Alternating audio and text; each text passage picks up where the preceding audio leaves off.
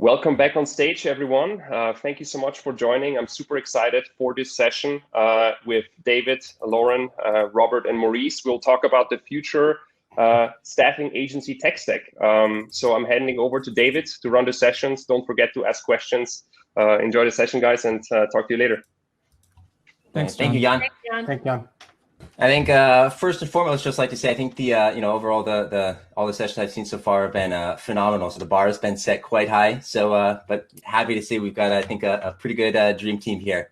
Goal today. My name is David Francis, research director with Talent Tech Labs, and my kind of main goal for the topic today, talking about the staffing tech stack of the future, and the limited time we have. I think there's kind of two areas I want to hit. One is, hopefully some tactical takeaways that you can use to implement in your business today. So it's not just kind of, ivory tower in the sky stuff that, you can't really take action on, but hopefully we'll give you some tactical recommendations that you can, take back and implement in your business. And then also kind of some, more or less hand grenades of thought, thinking about, what the future could look like and, potentially what some transformative technologies are going to look like as well. So with that, we're a little bit limited on time, so we'll just jump right in and start asking questions. And maybe each of you guys can kind of introduce yourselves as we as you start answering questions here. So first question I want to ask is essentially what are going to be the highest impact areas of technology for the next 1 to 5 years? And specifically, what are the tools and technologies that staffing companies should be investing in to position themselves for success, over the next 1 to 5 years. And I think to any extent that you can, maybe tailor your thoughts around, maybe smaller staffing operators versus mid-size versus, kind of larger global players, would be helpful. So, Maurice, why don't we kick off with, or anyway, Lauren, why don't we kick off with you? Ladies first. Yeah, ladies first. So, I work with small, mid-size, and large firms, and there are differences in what they're pointing towards in 2021. If you look at the data, right, there's a lot of focus on self-service. There's a ton of focus on automation, but what's being automated is going to be different for the small, medium, and large. Wellness and diversity and inclusion, non-biased type of searching mechanisms are going to continue to be a part of the conversation. And as we continue this work from home, that whole wellness and any technology focused on ensuring the wellness of an end user or an employee is going to be really, really important. And I have to say, with self-service comes, on-demand shift management. This putting the candidate in control of their future is like the root of the desire here and kind of the passion behind why I think this has been so successful. And dare I say, VMS and MSP are poised for significant disruption as we move into 2021 and looking for betterment of that overall process, because I think it's got a lot of friction, and I think it's poised for some improvement. And the training and upskilling, that's kind of a no-brainer because our workforce needs it. They're asking for it. They're crying for it. And all of this technology can't come without an adoption plan. So if there's anything that you're going to take away here, guys, is we're small, medium, large, no matter what the size, if you don't have a good business process, change management, and adoption plan, then it's all just pretty jewelry sitting in your drawer. Mm-hmm. All right. Any other follow-up thoughts from Maurice or Robert? Did I say all the words? I was going to say you covered that. It was pretty comprehensive. I said all the words, but the two of you, we talk all the time. I think, Maurice, you want to go first? I think that definitely have some things to add, but yeah, absolutely. Well, I would pick up from where Lauren left off, where she was talking about change process and a plan. I think that's imperative for staffing firms to really have a vision for where they're headed and have a roadmap. And also, I think as staffing firms evolve into technology firms, they need to have that same kind of mindset around innovation and a process internally for adopting innovation. I think currently a lot of staffing firms sort of think about technology as something that you do occasionally, like you add some technology, but it's really a continuous thing. And if you look at how technology firms operate, they're continuously improving every facet of their business, and they have a process that drives that innovation. So first and foremost, I think it's the core of the DNA of the future staffing firm is in this innovation process and an agile process. And then that will lead to the process improvements and the technology that will take them into the future. I guess there's I was going to say just a real quick flavor of this, which is thinking about, you kind of hinted at it, I think, Maurice and Lauren, basically thinking about like digitizing your existing process that you have now. So you've got some process that's manual and then you want to digitize it, versus thinking about, essentially creating something, either an entirely new business model or kind of rethinking or re-envisioning what that process looks like to just be more effective in the future. Yeah, you're not going to take old analog processes and digitize them. You're just not. That would be silliness. Yeah. So Lauren and I talk about this every week, or every time we talk, which is pretty frequently. I sell technology to the staffing space, and my favorite thing, David, is one of the companies I used to work for. We had a slide in our pitch deck that was the Domino's pizza slide, and Domino's went from being a takeout pizza place to a technology company that served pizza. And that is what I recommend to people. It's like, how do you be a technology company that does staffing as opposed to a staffing company? And we're traditionally, we love being brute force. And it's very great industry, serves a great purpose, but we're just always traditionally very brute force. And so that is definitely on the menu. See what I did there? But I get you. The one thing I wanted to highlight too, for technology companies, is think about what and I said this to you the other day, David. Think about what SaaS sales companies are doing. How are they operating? What technologies are they using? And then figure out. And it might be hard for smaller operations because they're expensive. I remember talking to a 10-person firm. They wanted to buy Outreach.io, which is like $1,000 a user. So it's not doable on a small scale unless you're buying it in bulk. But there is a lot of value in looking at what these SaaS or these sales organizations that are really big are doing, and then figuring out how it can work for you, or like planning for it. You may not be able to purchase it now, but you can start to plan for it and implement manual things that can kind of help and get you there until you can actually scale or grow or get some funding to do that. So yeah, I wanted to highlight that. That's such a great point, Robert, because there is a way to take your tech stack and have each investment sort of pay for the next, right? Get the one with the lowest hanging fruit that has the opportunity to generate revenue for your organization, implement that, and then move and then plan for the next one, and so on and so forth. Mm-hmm. There's a really easy way to execute on, a technical buying roadmap. If you choose the ones that have the lowest hanging fruit from a revenue generating perspective.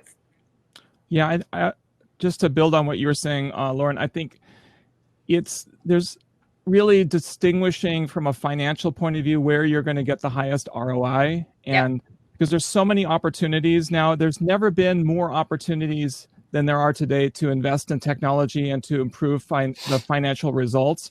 So it's really looking at all the opportunities and sorting the top ones to the top and focusing on that. But then there's also this, like, which ones do you do first? Because sometimes you're laying a foundation of technology that you can then build on. So it's also sequencing the technology in the right order, which is I think that's the art of it. And too often we're distracted by, whatever the latest thing is that we're seeing or the vendor that we're talking to.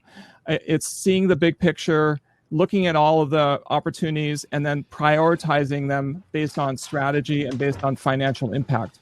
Oh, you're so right. It's so easy to see the shiny object. Oh, I need a bot. Well, if you don't know how to teach the bot about your good flow in business, your good workflow and business process, we're just teaching it bad things. Mm-hmm.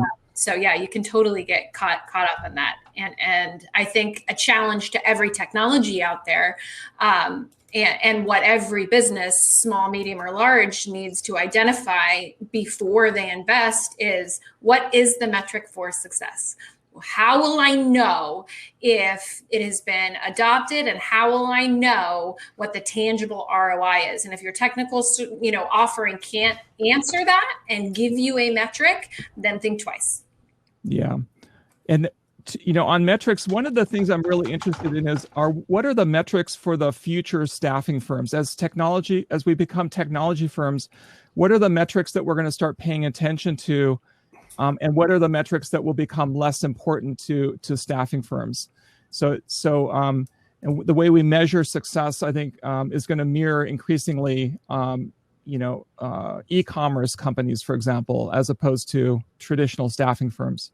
I think it's going to be more focused on results and less focused on how we got there. Whereas before it was more, activity.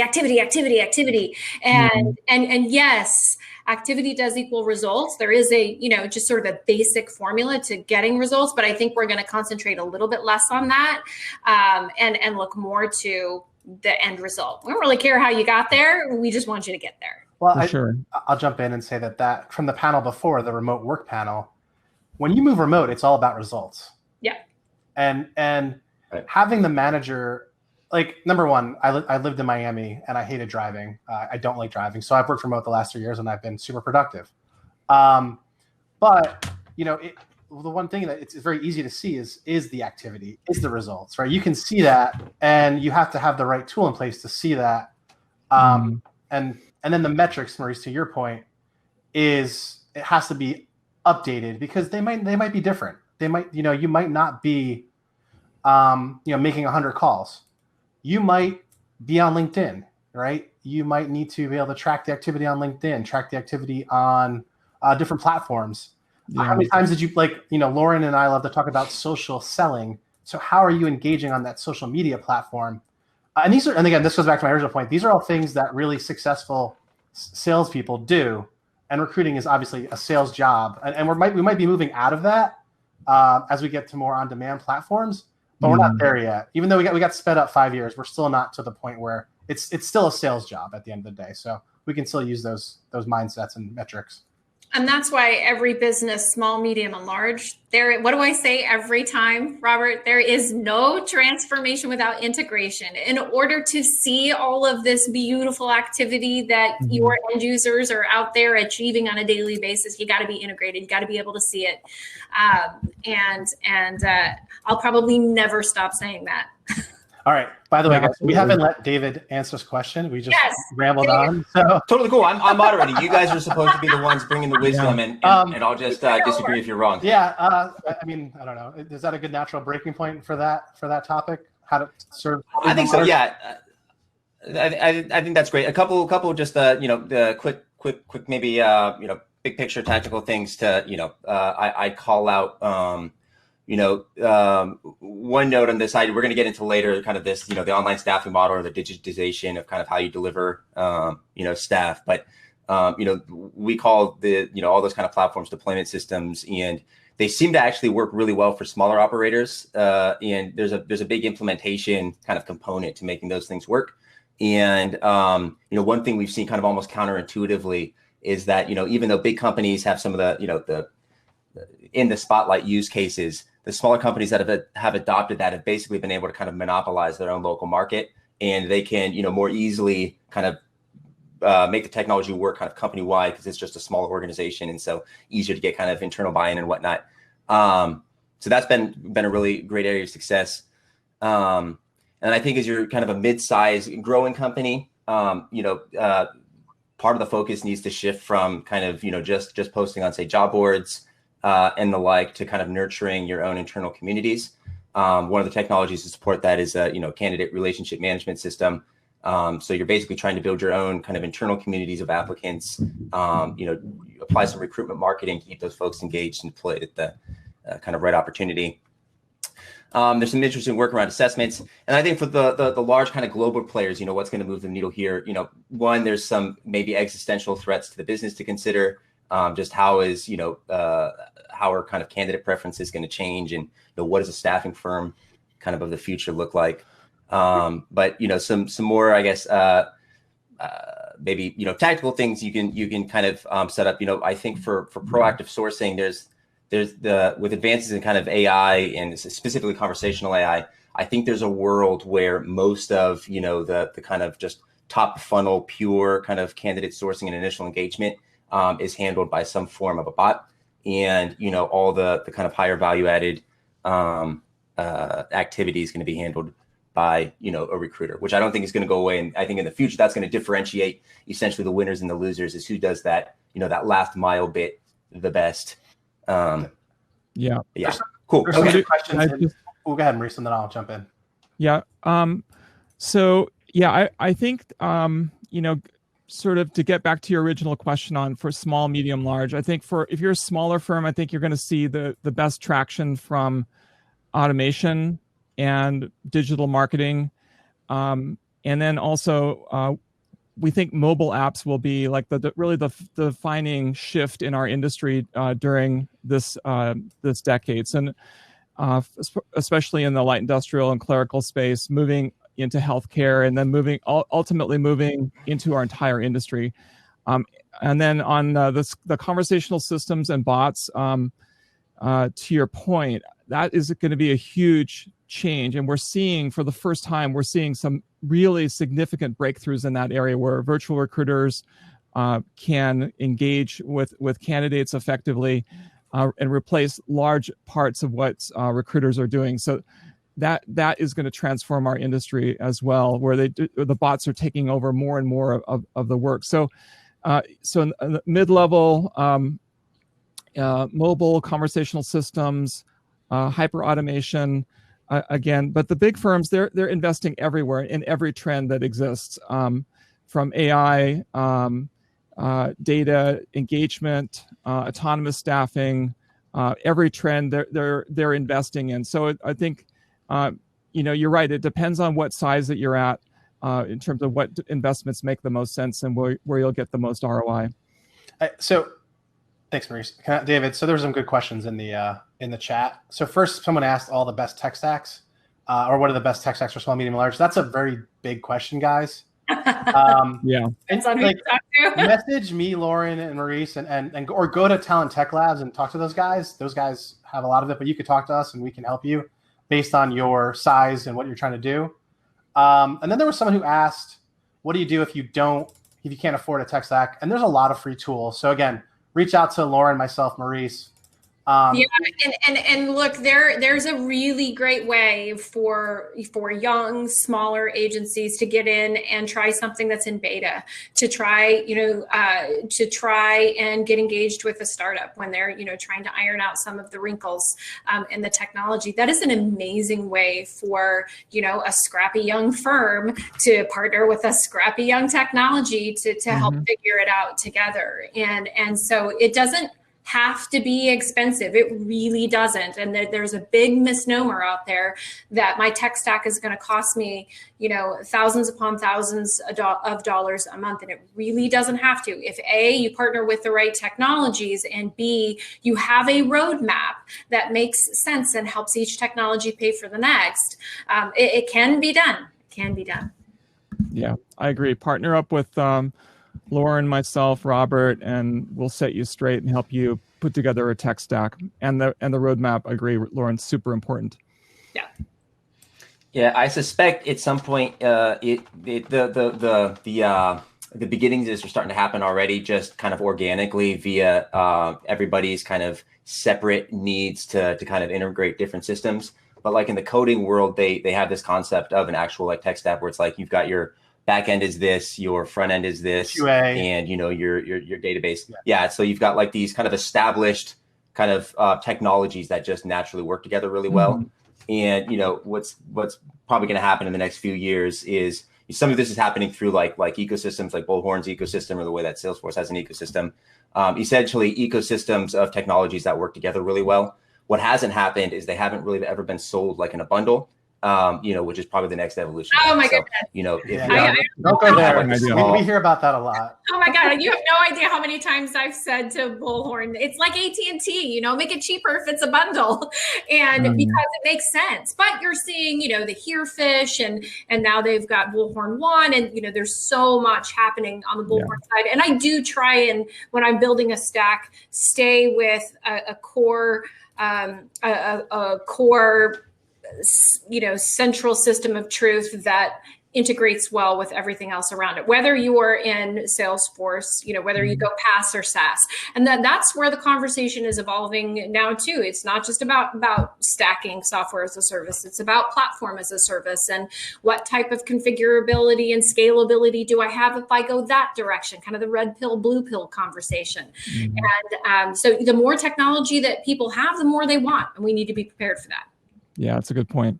I mean, also when you think about it, if you look at what an ATS was 10, 15 years ago versus today, what you're buying today in an ATS is really already a bundle of all kinds of things that used to exist outside of the ATS that have been brought in as services that you now get as part of that package. And you will see more and more of that bundling. Yeah, agreed. I 100% agree with you. All right, cool. So I think, it's a good time. We've got, we've answered the first question. Congrats. Let's talk about high impact areas of automation. So, automation's happening across multiple industries, and the staffing industry is no exception. Question is, most staffing companies have realized there's some value to this. And so, looking at processes that can be automated, what is going to be the highest impact from an ROI perspective? I think Bob, Robert, given your expertise, let's hear from you. Get your thoughts here first. So high impact automation. Well, you gotta start with your database, right? And making the most out of your database, which is figuring out who you're engaged with and who you're not engaged with. I think that's a good place to start. So most value you're gonna get is that. Second, and I'll try to steal. I'm gonna steal all of your talking points. The second one is some kind of autoresponder that keeps people in the loop, whether that's if they applied. You can't have someone hit your ATS and not get something from you. That is a terrible experience.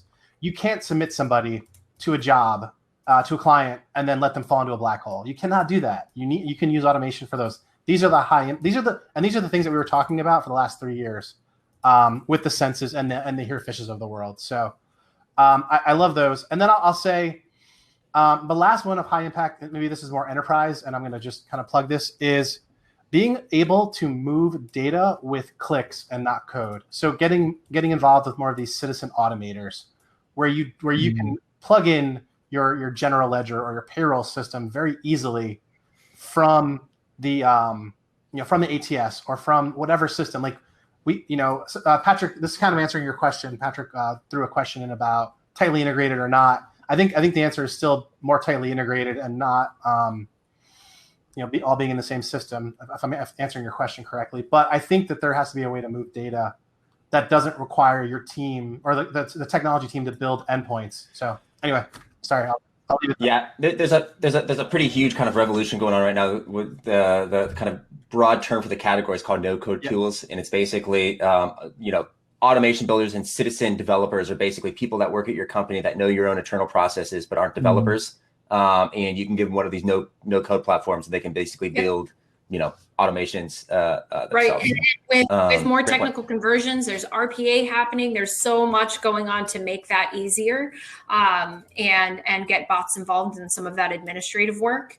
From my perspective, look, focus the people on revenue and relationships, and focus automation on the administrative and the repetitive tasks that really detoured us traditionally from revenue generating activity. And, Robert's 100% right. At any given point, you're spending an average dollar amount on a candidate that comes into your database. Don't let that be wasted money. And I get so upset when I see databases that have millions of people in them, and there's this really dismal redeployment rate. And that's your bread and butter right there. You spend all of that time, all of those resources, and all of that money. And so let's focus your automation on making the most of that. Redeployment. How about just talking to people that are in your database? Nurturing a relationship, for goodness sake. Yes, 100%. So yeah, I agree with everything Robert and Lauren have said on the automation side. When I go into a staffing firm and I sit down, I virtually sit down with a recruiter or people that are involved in the staffing processes, I'm astonished at how manually intensive our business is today.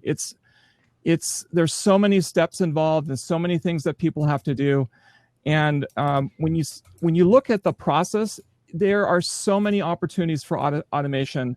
I recently sat down with a group, again, virtually, and within 20 minutes, we had come up with 50 different opportunities to automate their various processes. And I'm quite confident if we had continued on, we would have come up with 200 ideas. So when you have 200 opportunities for automation, where do you start? Well, I think to Lauren's point, you align it with the finances of the business. What's going to drive profitability.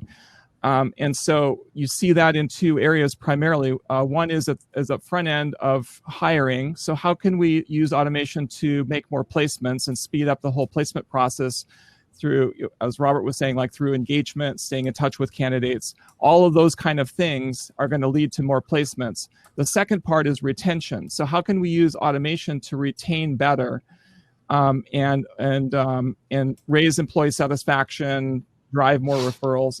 And then certainly like this integration with VMS, like Lauren was mentioning earlier, disruption in there, lots of friction.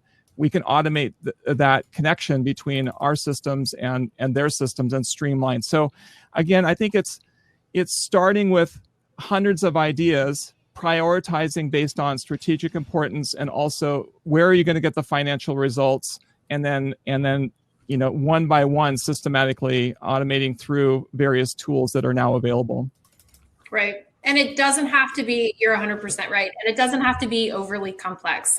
And I think that's what businesses walk into this going, oh my gosh, do I have to bring in, these $1 million consultants to do this giant whiteboarding exercise? It is as simple as, here's where I am, here's where I want to be, here are the resources I have, here's how much time I have to get there. And really just doing a gap analysis of, and those are the questions you have to ask yourself. And it doesn't have to be overly complex. And then I see a question here at me, is Bullhorn bundling some of the, yes, Bullhorn is bundling today. So, ask them about it. You got to. Yeah. That's a really good point. Is the word bot is kind of scary, but yes, really the typical bot is just a few steps, but they're very powerful and they save a lot of time, and they can be programmed by mere mortal people within. Mortals. And please don't create 200 automations at one time. Please, no. For the love of all things. But yeah, you're right. Sorry, Maurice, I cut you off. But most things are 1 or 2 steps, right? That's what we would see. So, sorry, Maurice, I didn't mean to cut you off. Yeah. Okay. Cool. Okay, want to shift gears here a little bit. I want to jump into the whole just kind of digital offering model, basically mobile phone apps, what the future of that looks like. We think there's a lot of potential there. Real quick, just wanted to answer a question. Somebody had a question about diversity and inclusion hiring, and basically, employers trying to drive diversity spend. On the corporate side, we've actually done quite a bit of work around this. On the corporate side, what seems to be moving the needle is a couple of things. One, just using tools to benchmark, and sometimes you need to use like a machine learning tool, like an Eightfold or a Hire tool or something, to basically infer things like gender or ethnicity. But just knowing like what your kind of hiring funnel looks like is the first step. Second thing that we've seen has been pretty effective is there's this category of tools called job post optimization, and it's basically they just rewrite some of your job description to remove non-inclusive language and add inclusive language. It tends to only work in kind of like a larger hiring context, but for the organizations which are typically bigger that use those, that's moved the needle. And the last point I would say is I think staffing companies historically, the workforce is I think maybe over-indexed to diverse hires, and so I think to the extent you could just shine a light on that to your the companies that you staff to and say, hey, like look, this part of your supply chain actually is incredibly diverse. Think that'd actually be a good way to just elevate the industry. I saw that question, David, and I am not an expert on that, so I'm glad you are, or you have some research. Cool. All right. So let's, I think the last thing just for, based on time here. So yeah, let's talk about basically digital apps. What does the future look like? Adoption is, there's a lot of pilots going on right now. What does the future look like? Is every staffing company going to have their own app? And if they do it, is this something that they should build themselves or, license by? Get your guys' Maurice, thoughts you on, go first, on or? that. Yeah, so every year we do a report on our top 10 staffing technology trends for the year. And mobile is one of those top 10 trends. And I personally think it's one of the most important trends. It will be one of the defining trends of this decade. When we look back, we see this transition of all the staffing firms onto mobile apps. That's what we'll think about is how we made that transformation. And what's interesting about mobile apps is it enables new capabilities like what we call autonomous staffing, where placements are made without recruiter involvement, or recruiterless staffing, as some people refer to it. It dramatically speeds up the staffing process, and it significantly improves that experience for candidates and employees, and even for our clients. And these mobile apps are going to become very, very powerful as phones become better, 5G, et cetera. It's simply one of the most important things that every staffing firm needs to have on their radar or start investing in now. And I would also say that it's definitely one of those high impact areas that will transform staffing. I agree and I disagree. This is where that question that we prepared for of what's one of the unpopular views you have that people will argue with you about.